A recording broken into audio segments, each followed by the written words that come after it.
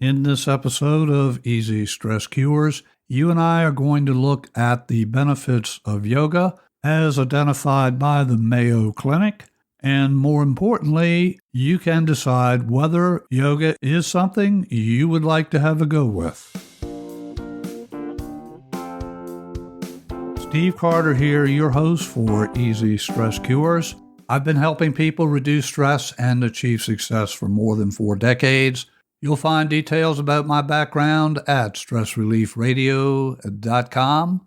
An article in medicalexpress.com shares an inquiry to the Mayo Clinic that reads as follows, quote, I am a mother of 2, work full-time, and am also a breast cancer survivor. I know physical exercise is important, so I try to visit the gym a few times a week for weight training and to walk. A friend recently invited me to a yoga class. I have never thought about adding yoga to my fitness routine. What are the benefits and how would I get started? The answer from Mayo Clinic: yoga is a wonderful form of exercise that provides benefits that walking and strength training do not provide. In Eastern cultures, yoga is not seen as exercise, but rather a moving meditation. In the Western world, many people know power yoga or vinyasa yoga classified as exercise, and that closes that quote. I would also add that many of the yoga trainings that are offered in various locations will also go under the name of hatha, H-A-T-H-A, hatha yoga. There are a variety of different types of yoga. Some are more meditative-based, some are more physical-based, such as hatha yoga. All have their benefits, so let's look at some of the benefits yoga can offer you according to Mayo Clinic. Quote, regardless of the type, the practice of yoga brings together physical and mental disciplines that may help you achieve peacefulness of body and mind, relax, and manage the stress and anxiety associated with being a busy mom and living with cancer, close quote.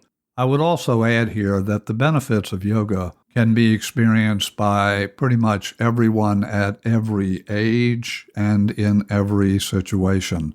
This particular lady is a mom and she's a cancer survivor, but virtually everyone, regardless of their health situation, can benefit from a yoga practice. So what are those benefits according to the Mayo Clinic?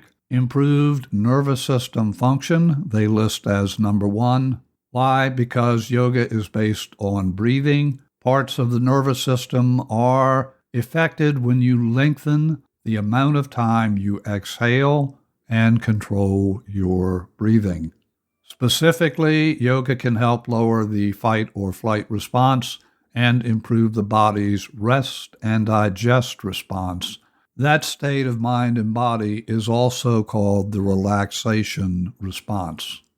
The Mayo Clinic goes on, practicing slow, controlled breathing stimulates the body's vagus nerve, which takes information about the current state of relaxation and relays it to the rest of the body, including the brain. One area affected when the vagal nerve is stimulated is the parasympathetic nervous system, which controls the body's rest and digest functions, just as we mentioned a moment ago. The mindful breathing practiced in yoga increases the activity of the parasympathetic nervous system. As a result, yoga lowers the heart rate, improves digestion, quality of sleep, it strengthens the immune system, and it reduces overall stress. The second benefit, improved joint range of motion. The difference between flexibility and active range of motion is important according to Mayo Clinic. Think of flexibility as how much a muscle can be passively stretched. In contrast, range of motion is how much muscle can be used to control a joint's movement.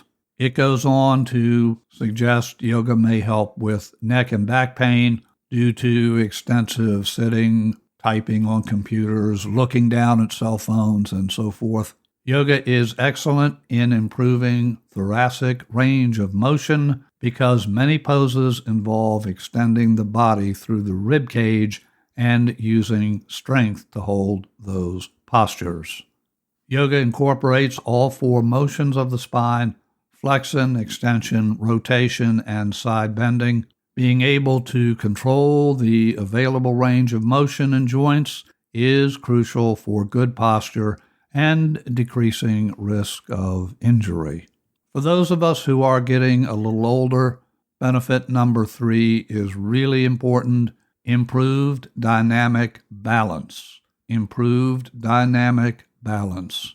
Think of balance as a muscle. By working hard at different exercises, balances can improve, and they also add, of course, this can also be the case with weightlifting. And this guidance goes on with identifying other ways yoga trains the body-mind to improve balance. So are there some caveats to choosing to engage in yoga practice? My number one caveat: talk to your doctor before engaging in a yoga practice, especially hatha yoga or a yoga that involves a lot of physical activity. This is especially important if you have a heart condition.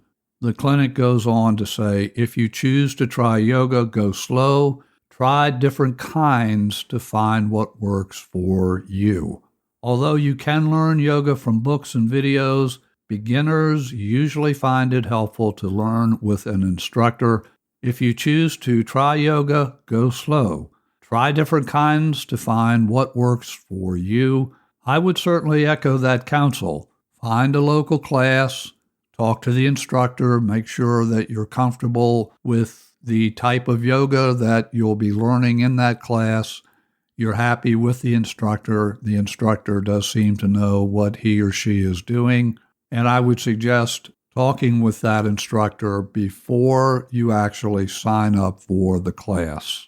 If you look on YouTube and enter yoga, there are literally thousands and thousands of videos about yoga, demonstrating yoga, talking about the various kinds of yoga. Once you learn the basics of yoga, you can practice it for a lifetime. It's a great way to stay flexible. It's a great way to improve your breath work or improve your breathing.